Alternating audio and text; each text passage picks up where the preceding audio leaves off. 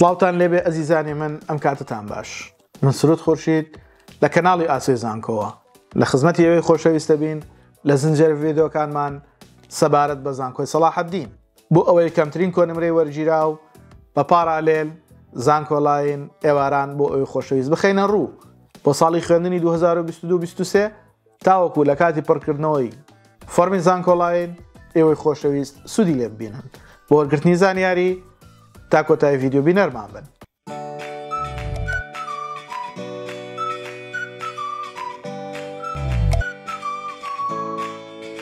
دووبارە سڵاوتان لێبێ. لەم ڤیدیۆیەدا باسی کۆلێژی پەروەردە لە زانکۆی سەلاحەددین نەکەین. بزانین بەشەکانی چین، ئایا بەشی ئێوارانی هەیە یاخود نەیکردوتەوە، کەمترین کۆنمرەکانی بە زانکۆلاین بە پارالێل چەندن و بەشەکانی چین. لەگەڵمان بن بۆ وەرگرتنی زانیاری. خۆشەویستانم، لە کۆلێژی پەروەردە زانکۆی سەلاحەددین بۆ ساڵی خوێندنی 2022-23 هیچ بەشێکی ئێوارانی نەکردوتەوە، تەنها زانکۆلاین و پارالێلی هەیە.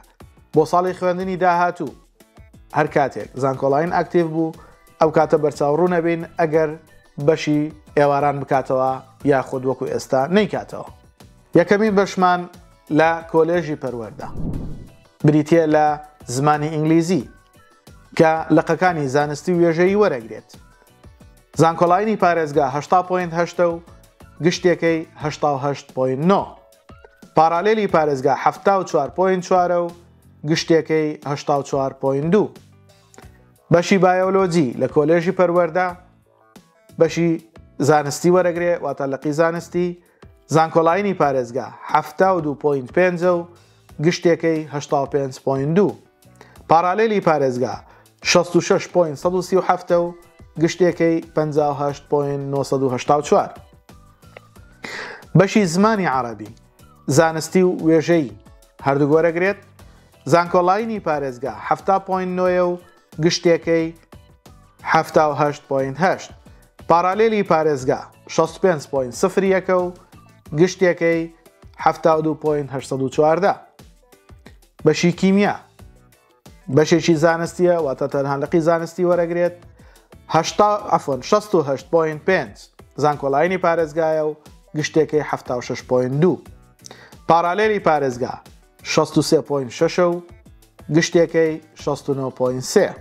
زمانی کوردی لە کۆلێژی پەروەردە زانکۆی سەلاحەددین زانستی وێژەی وەرەگرێت، 65.9 زانکۆلاینی پارێزگایە و گشتێکەی 73.951، پارالێلی پارێزگا 63.5 و گشتێکەی 66.646.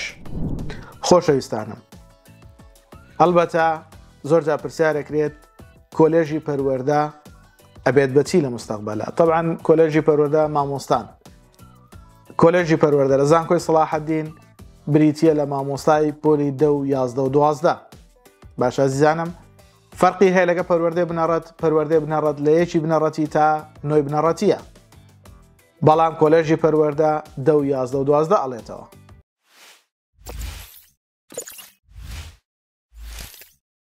لایک و کۆمنت و سەبسکرایبی کەناڵ لە یاد مەکەن، زەنگوڵەکەش داگرن بۆ ئەوەی ڤیدیۆی تازەمان هەبوو بتوانن سوودی لێ ببینن.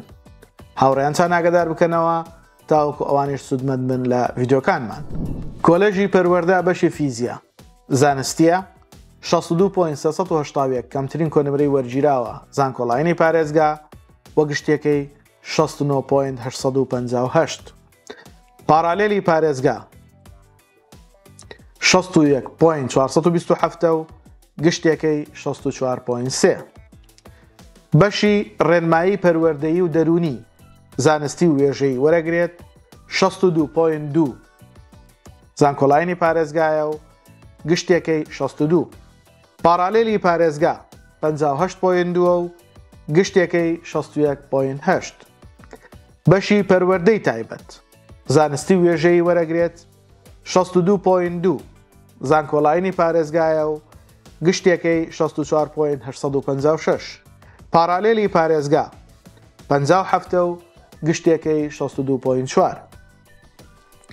بەشی ماتماتیک بەشێکی زانستیە و لەقی زانستی وەرەگرێت، 61.489 زانکۆلاینی پارێزگایە و گشتێکەی 7.059 پارالێلی پارێزگا 60 و گشتێکەی 64.486 کۆتابەشمان لە کۆلێژی پەروەردە بریتیە لە زمانی سریانی زانستی وێژەی وەرەگرێت و هەر هەموو بەشەکانی سزان کۆلاین پارالێل بێ بە پارێزگا و بە گشتی 55 وەرگرتووە. ئەمە بریتی بوو لە کەمترین کۆنمرەی وەرگیرا و لە بەشەکانی کۆلێژی پەروەردە لە زانکۆی سەلاحەددین بە هیوای ئەوەی سوودی هەبێ بۆتان لە کاتی پڕکردنەوەی فۆرمی زان کۆلاین بەرچاو ڕوون بن. ئێوەش لایک و کۆمنت و سەبسکرایبی کەناڵەکەمان لە یاد مەکەن و هاوڕێیانتان ئاگادار بکەنەوە.